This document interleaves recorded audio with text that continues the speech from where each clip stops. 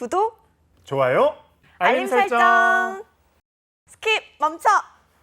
저희가 어제부터 현대중공업 계열사 채용에 대해서 살펴보고 있는데, 자, 현대중공업이 세계적인 중공업 기업이잖아요. 그런데 요즘 이 조선해운 분야에 좀 경기가 썩 좋지 않은데 타격은 없나요?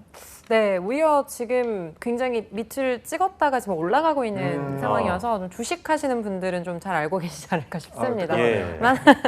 네, 어쨌거나 지금 아예 그 현대중공업 그룹이 현대중공업 조선해양 쪽으로 좀 더 집중을 해서 지금 굉장히 파고 있거든요.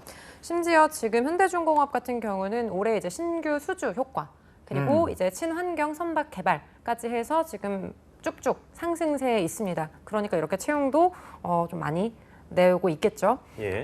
우선 신규 수주 성과를 조금 보면 사실 뉴스 보시면 굉장히 잘 나와 있습니다. 그래서 이 스크립트를 이해를 잘 못하시는 분들은 네이버에 구글링 해주시거나 하시면 충분히 정보를 보실 수 있을 것 같고요. 일단은 제가 브리핑 정도를 해드릴게요.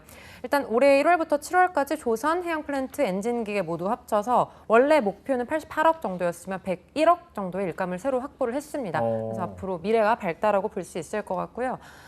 그리고 지금 노후 선박 교체 수요가 좀 늘어나서 전체 이 노후 선박이 전체 선박의 22% 가량을 차지하고 있거든요. 근데 결과적으로 지금 지난해 같은 기간보다 선박 수주량 자체가 지난 같은 기간보다 406% 증가를 했기 때문에 계속해서 좀 기회다라고 보시면 될 것 같습니다. 네.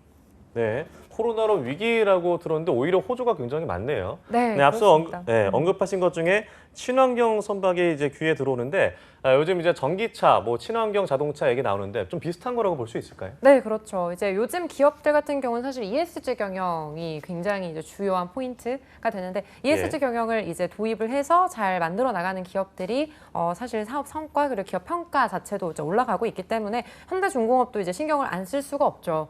그래서 친환경 선박 개발에 있어서 박차를 가하고 있고 현대그룹 자체가 지금 뭐 자율주행 자동차, 현대오토에버 이쪽도 그렇고 전반적으로 좀 친환경 쪽으로 많이 가고 있습니다.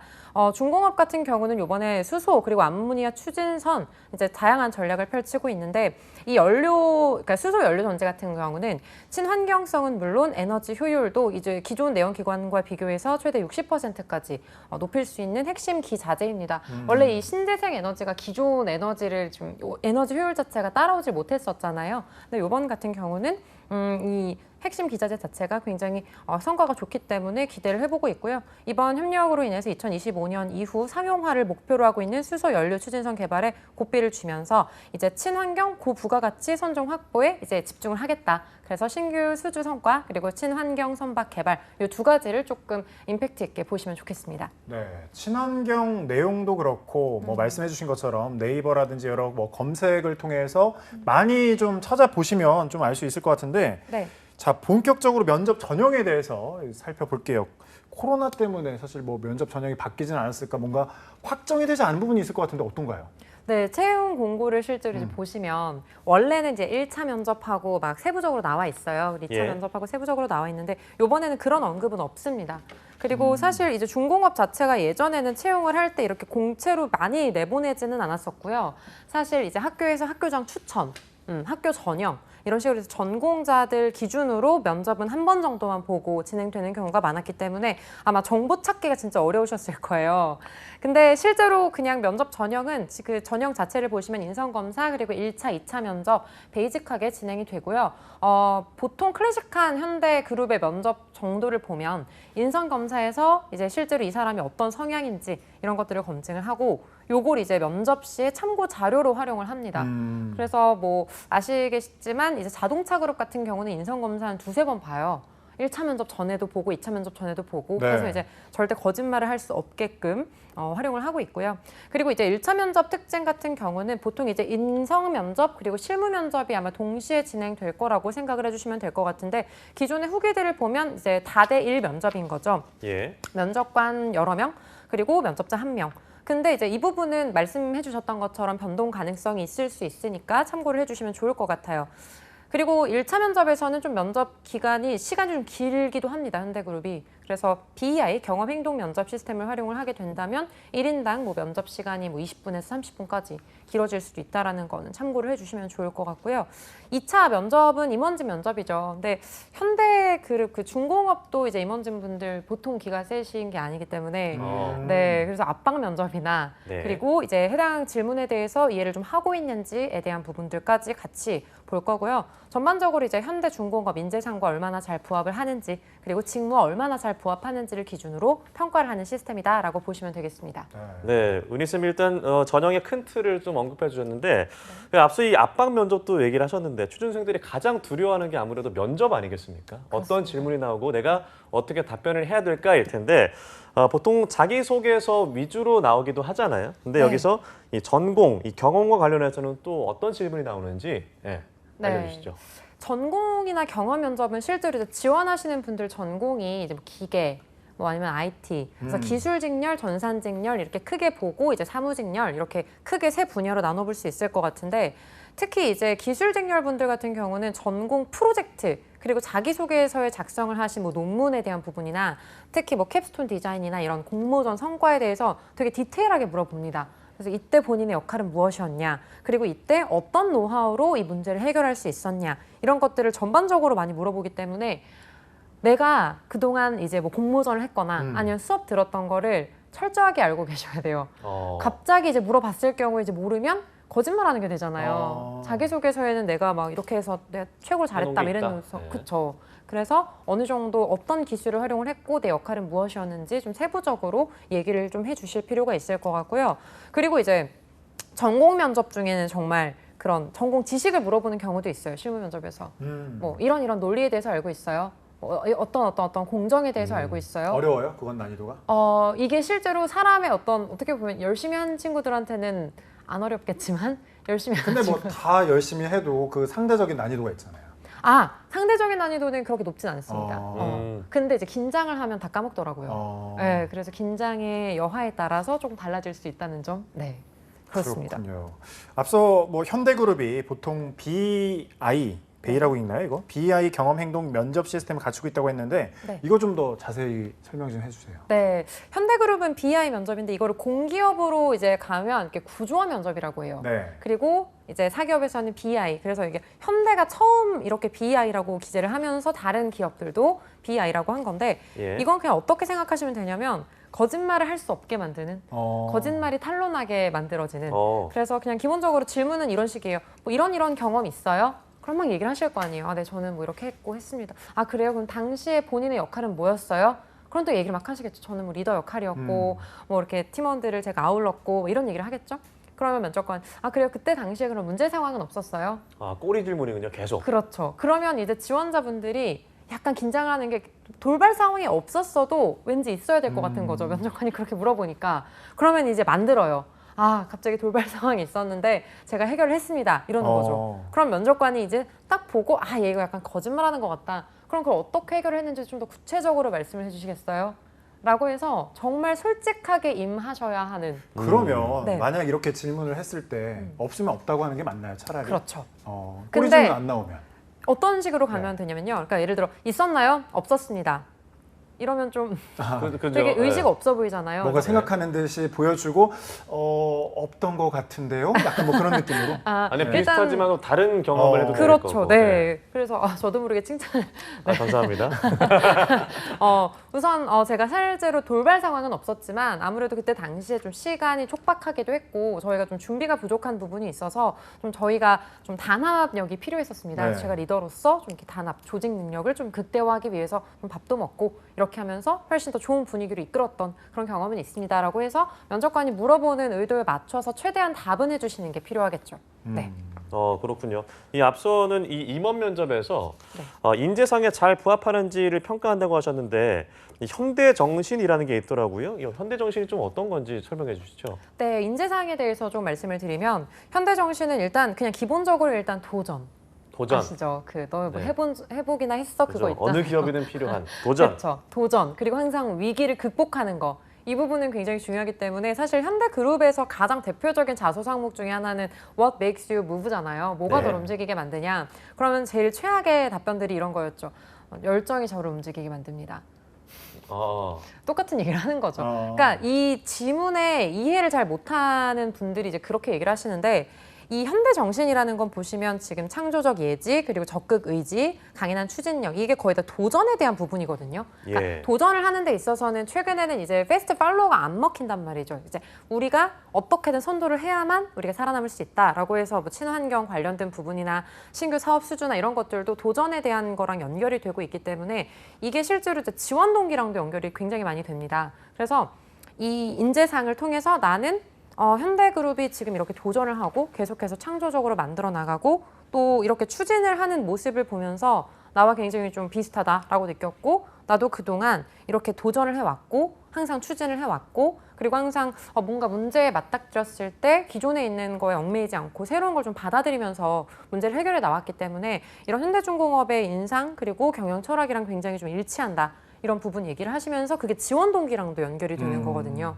그래서 기업의 컨셉을 조금 생각을 해주셔야 될 것 같아요. 삼성을 뭐 비교를 해보자면 삼성 같은 경우는 직무에 대한 포인트를 굉장히 많이 네. 포커스를 맞춥니다. 네. 근데 이제 현대 같은 경우는 우리 기업이랑 얼마나 일치하는지를 많이 보기 때문에 애초부터 경험, 아까 말씀드렸던 BI 경험 행동 면접도 사실 동일 선상인데요. 그러니까 내가 얼마나 좀 도전적으로 뭔가를 만들었는지 그리고 뭔가 추진력을 가지고 뭔가 문제를 해결했는지 이런 경험들을 미리 세팅을 해두시고 질문에 대비를 해주시는 게 사실 제일 좋은 방법인 거죠. 네. 네. 다음 면접 질문 유형 중에서 또 압박 면접이 있는데 압박 면접하면 사실 삼성이 좀 유명하잖아요. 맞습니다. 무슨 축구도 아니고 압박을 계속해서 하기로 유명한데 현대는 좀 어떤가요? 현대도 장난 아닙니다. 아 그래요? 삼성하고 비교하면? 네, 요즘에는 면접관들도 교육을 받아요. 그래서 이렇게 삼성 악명 높다 이런 얘기가 네. 있으니까 이제 회사 차원에서도 질수 없다. 면접관들 교육을 할 때 좀 친절하게 해줘라 이런 얘기를 많이 해줘요. 그래서 요즘 면접 보면 면접관들이 이런 얘기 되게 많이 해요. 그러니까 막 면접 다 끝나고 네, 좋은 결과 있으시기를 한번 기대해 보겠습니다. 이렇게 얘기를 한단 말이에요. 네. 모든 사람에게. 네, 근데 네. 그러면은 이제 다대 1이면 지원자는 나 혼자니까 면접관이 나를 보고 눈을 보고 그렇게 얘기를 하면 기대하게 되죠. 나 합격했나? 약간 네. 이럴 거 아니에요. 인사치레예요. 어. 네, 면접관들이 그래서 옛날처럼 압박을 막 무시무시하게 하진 않아요. 태도 자체도 굉장히 좀 정중하게 하고 옛날에는 넥타이를 누가 이렇게 했다가 그걸로 좀 컴플레인을 심하게 받았다고 하더라고요. 모 기업에서 이렇게 이거 단추 풀고 이렇게 네. 했다고 나를 무시. 심사위원이 이렇게 했다고요? 네, 그래서 면접하는 사람한테 면접하는 사람이 그래서 면접관이 저렇게 비스듬한 자세로 하고 이래서 내가 긴장을 해서 말을 못했다. 이런 걸로 이제 그런 컴플레인도 있나요? 그럼 그 컴플레인은 어떻게 귀결됐나요? 그런 게 실제로 이제 잡플래닛 같은 경우에는 막 후기로 다 남잖아요. 이제 그러면 이제 회사 홍보 쪽에서도 이제 그런 부분을 신경을 쓰기 때문에 조직 문화에 있어서도 그래서 이제 기본적으로 면접관들이 요즘에 안 그래요. 네. 그래서 압박 면접에 대해서 일단은 막 잡아먹을 듯이 그러지 않으니까 너무 걱정을 하지는 않으셔도 괜찮을 것 같고요. 근데 압박 면접으로 들어오는 질문의 유형들이 좀 정해져 있습니다. 네. 일단은 이제 직장 생활 경험이 있으신 분들 이런 분들은 이제 퇴사 사유 왜 퇴사했나요? 100% 물어보겠고요. 그리고 전공 면접도 사실 압박 면접이라고 할 수 있는 거죠. 이거 알아요? 이거에서 이거 했다고 했는데 이거에 대해서 구체적으로 말씀해 주세요. 이런 것들도 압박 면접에 해당될 수 있겠고요. 그리고 특히 이제 현대중공업계 같은 경우는 이제 지역 근무에 대한 부분 많이 얘기하죠. 네. 뭐 네. 여기서 사는 거 괜찮아요. 그리고 자회사 우리가 지금 현대중공업으로 하긴 했는데 혹시 여기로 발령 나도 괜찮은가요? 이런 현실적인 질문들이 좀 더 압박 질문인데 요 부분에 대해서 실제로 이제 퇴사 이유 그리고 이제 자회사 근무 가능성 그리고 이제 지역 근무에 대해서는 그러니까 이 질문을 왜 할까를 생각을 해보시면 제일 편해요. 왜 할까? 왜 할까요? 저희가 여쭤볼게요. 왜 할까요? 네, 일단 퇴사 사유는 근데 솔직히 물어보고 싶지 않으세요, 두 분도? 면접관이. 퇴사를 했다면 물어보고 싶겠죠. 그쵸. 네. 퇴사를 그죠? 했다. 왜 그만두게 됐는지. 그쵸. 그러면은 부정적인 거랑 긍정적인 게 있겠죠. 너 혹시 문제 일으킨 거 아니니? 그러니까 부정적인 걸로 떠났어도 그래도 최대한 긍정적인 걸로 그렇죠. 얘기를. 네, 면접을 잘 하실 것 같은데. 예, 면접 준비가 되어 있습니다. 네, 우선은 일단은 명확한 사유를 얘기를 해주시는 게 좋은데 포인트는 아까 제가 팁을 드렸는데 현대중공업, 현대가 중요하게 생각하는 가치, 도전, 창의 이런 부분이잖아요. 그럼 이전 회사가 아무래도 중견이나 좀 규모가 작은 회사였을 거예요. 그래서 좀 팁을 드리자면 이전 회사도 정말 좋았고 적응을 정말 잘했지만 아무래도 제가 좀 전공 분야나 그리고 직무 분야에 있어서 좀 계속 계속 앞서 나가고 싶고 전문성을 좀 가지고 싶다는 생각을 많이 했는데 아무래도 좀 체계에 대한 부분이나 새로운 성과를 만들어가는 부분, 새로운 사업 영역이 조금 부재하다 보니까 좀 이렇게 고여지는 느낌이 들어서 좀 더 성장을 하고자 현대중공업 제가 제일 잘 맞다라고 생각한 현대중공업으로 지원을 했습니다. 라고 하시면 속는 셈 치고 근데 저는 과거에 어떤 기업 지원할 때 네네. 이런 질문도 받았어요. 전에 있던 회사랑 그럼 우리 회사랑 장단점을 얘기를 해보고 뭐 비교를 해봐라. 네네. 이런 질문 어떻게 대답해야 돼요? 그런 거는 일단 무조건 솔직히 답이 정해져 있잖아요. 근데 그 과거에 있었던 회사를 예를 들어서 조금 안 좋게 얘기를 하면 네. 이 친구는 다른데 우리 회사 들어와서도 안 좋은 네네. 면만 자꾸 볼 거 아니야 이렇게 생각할 네. 수도 있잖아요. 날카롭게 네. 얘기를 해주셨네요. 일단 그래서 제일 좋은 건 회사 규모에 맞춰서 얘기를 해주시면 좋은데 현실적인 여건 자체가 규모가 작은 곳은 체계가 사실 조금 없죠. 근데 그 부분들은 사실 면접관들도 다 알고 있기 때문에 아무래도 기업에서 사실 가장 좋았던 부분은 조직 문화. 아무래도 되게 주변에서 잘 챙겨주셨고 저에게 많은 기회를 주셨기 때문에 이런 부분들은 굉장히 좋았지만 명확한 체계가 사실 부재했기 때문에 이런 부분 그리고 또 제가 아무래도 영역 자체가 한정되어 있다라는 거. 예를 들어 뭐 제조업 쪽이면 네. 이런 부분이 한정되어 있다 보니까 여기에서 제 기량을 펼치기가 조금 어려웠고 저는 이런 강점을 가지고 있기 때문에 이런 부분은 사실 이런 규모 그리고 이런 시스템을 가지고 있는 곳에서 훨씬 더 활용이 가능할 거라고 생각을 했지만 아무래도 좀 인간적인 부분은 이전 회사가 더 좋지 않을까라는 생각은 합니다. 정도로 이제 정말 눈에 보이는 진실을 얘기해 주시면 돼요. 네. 그렇군요. 네. 아니 지금 압박 질문 유형들에 대해서 저희가 계속해서 꼬리 질문을 하고 있어요. 오히려 저희가 은희 쌤을 압박하고 있습니다. 저희가. 맞네요. 네. 네. 근데 그 전공 면접 부분에 보면 사실 네. 저희 아나운서들은 전공이 다 다르거든요. 그래서 그렇죠. 전공 관련 질문이 나올 경우가 별로 없습니다. 저 같은 경우에도 이 전공이 그 디자인 쪽이에요. 오. 네, 그림을 그렸어요. 산업 디자인. 그래서 아나운서 시험 볼 때는 그런 관련된 질문이 나오는 경우가 없어가지고 황인성 아나운서는 전공이 어떻게 저는 되나요? 전공이 좀 많아요. 생명공학도 했었고 경영도 했었고 언론도 했었고 계속 복수 전공을- 아니요. 끝나고 사실 뭐 학교 졸업하고 나서도 계속해서 이제 학업 유지하고 최근에는 이제 중어중문도 계속 듣고 있는데 인재인데요? 아니, 인재가 아니라- 이 인재? 네. 그냥 뭐 제대로 해야 말이죠. 경쟁자인데요. 현대중공업이 원하는 융합형 인재. 아 그래요? 그래서 요즘, 궁금한 네. 게 전공 질문 같은 네. 게 어떻게 오고 어떻게 답변해야 되는지 저희는 좀 잘 모르겠어가지고 네. 어떤가요? 우선 전공 질문 같은 경우는 그러니까 사실 이건 있어요. 그러니까 확인을 하는 거기는 해요. 그러니까 근데 이 전공 질문도 이제 영어 면접 같은 경우는 혹시 뭐 해보셨는지는 모르겠지만 이게 수준에 따라서 질문도 달라지는 거 아시죠? 영어 네. 면접도. 그래서 약간 두 가지인데 이 친구가 너무 이 직무적인 역량이 뛰어난 것 같아. 학점도 좋고 되게 열심히 산 것 같다. 그러면 이걸 한번 검증해보는 차원에서 약간 난이도가 높은 걸 물어볼 수도 있고요. 아니면 이 사람 학점도 좀 별로야. 그리고 잘 모르는 것 같아. 그러면 정말 기본적인 걸 검증하는 식으로 물어보는 그래서 정말 검증에 대한 부분이에요. 왜냐하면 이미 자소서 그리고 이력서 그리고 이미 전공 학점 이런 걸로 이미 판명이 났기 때문에 사실 뭐 더 이상 많은 걸 알려고 하진 않아요. 근데 그냥 검증, 자신감 있게 얘기를 할 수 있는가. 그래서 실제로 이런 전공 면접에선 답 못해도 더 붙는 경우 되게 많습니다. 답을 못해도요. 잘. 네. 태도에서 굉장히 많이 좀 그 당락이 결정이 되는데 포인트가 모릅니다. 이렇게 얘기를 하는 거랑 죄송합니다 모르겠습니다 이렇게 말씀하시는 DP처럼 이제 좀 단호하게 말씀하시는 분들이 많아요. 이렇게 남자답게 말을 해야지 이렇게 생각을 하시는 분들이 되게 많은데 네. 정중하게 말씀을 해주시기만 한다면 실제로 면접관들이 뭐 그럴 수 있지 잘 모를 수 있지 하면서 좀 더 쉬운 질문을 주실 수도 있고요. 그냥 넘어가서 이제 다른 경험 질문을 해주실 수도 있죠. 그렇게 넘어갈 수 있는 답변 포인트를 제가 하나 말씀을 드린다면 네. 이런 거죠. 네, 면접관님 제가 사실 첫 면접이다 보니까 좀 너무 긴장을 하기도 했고 그리고 질문해 주신 부분이 어떤 영역에서 나오는 부분인지는 알겠으나 제가 아무래도 준비가 좀 부족했던 것 같습니다. 혹시 한 번만 더 기회를 주시면 좀 성심성의껏 답해 보도록 하겠습니다. 죄송합니다. 이런 식으로 하면 넘어가요. 네. 그리고 기본적으로 현대중공업 같은 경우는 임원진들도 그렇고 실무진들도 약간의 나이대가 좀 있는 분들이 많고 네. 또 기업 분위기 자체가 조금은 수직적인 거는 다들 아시고 계실 거예요. 그래서 좀 좋은 태도를 보여주는 것만으로도 일단 이 사람 우리 조직에 좀 적합하다라고 생각을 해서 직무에 대한 부분은 잘 기억 못할 수 있지. 하지만 조직적인 어떤 적합도가 높기 때문에 괜찮다 정도로 생각하고 넘어가시는 부분들도 굉장히 많습니다. 요거는 꼭 한번 활용을 해보시면 좋을 것 같아요.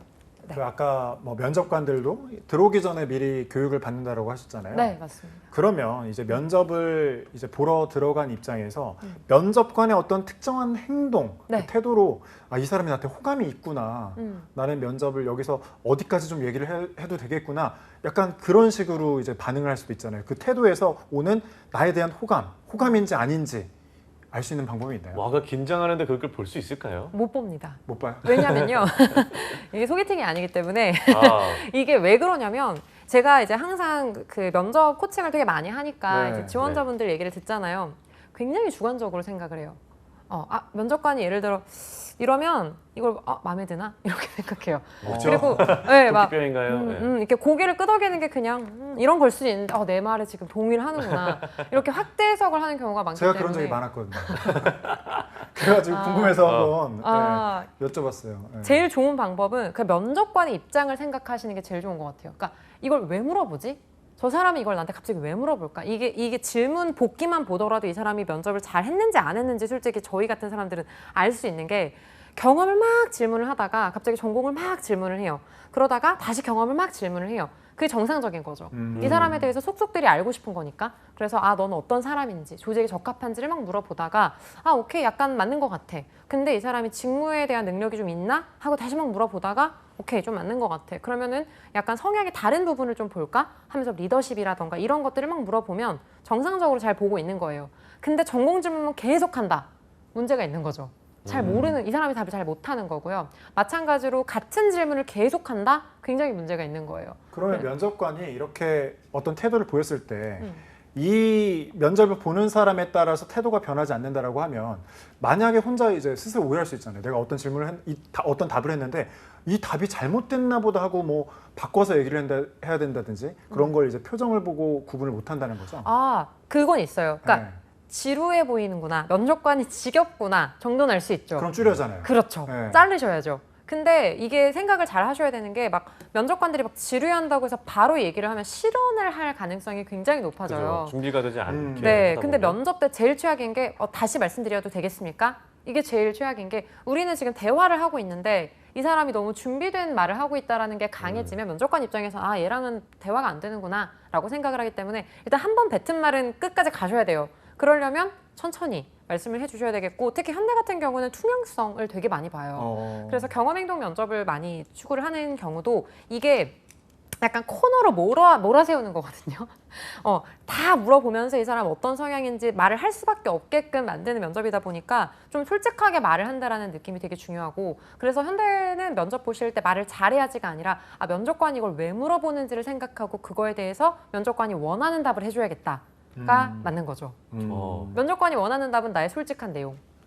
근데 솔직한 내용은 이제 좀 잘 포장을 해주셔야 되겠죠. 공부를 하기 싫어했다 이런 얘기를 할 수는 없고 이제 아르바이트와 학업과 여러 가지를 병행하다 보니 학점이 좋지 않았지만 이후에 그래도 이쪽 분야에 대한 전문성을 갖고 싶어서 이렇게 열심히 했다. 이렇게 포장을 잘 해주시는 작업만 예쁘지만 있습니다. 투명한 포장지로 포장을 해야 된다는 거 네, 들어봤고요. 좋은 비유네요. 자, 네. 저는 또 사실 이 질문도 좀 곤란할 것 같아요. 지역 근무 이제 가능하냐고 물어보는 경우가 있다고 했잖아요. 네네. 그래서 민감한 무조건 난 가능하다. 네. Of course, why not? 막 이럴 수는 없잖아요. 땅끝말까지도 가능하다. 어떻게 얘기해야 돼요? 이거는 답변 방법 정해져 있어요. 이것도 마찬가지로 왜 물어보는지를 생각을 해주시면 되는데 가장 1순위 퇴사 사유거든요. 지역 근무가.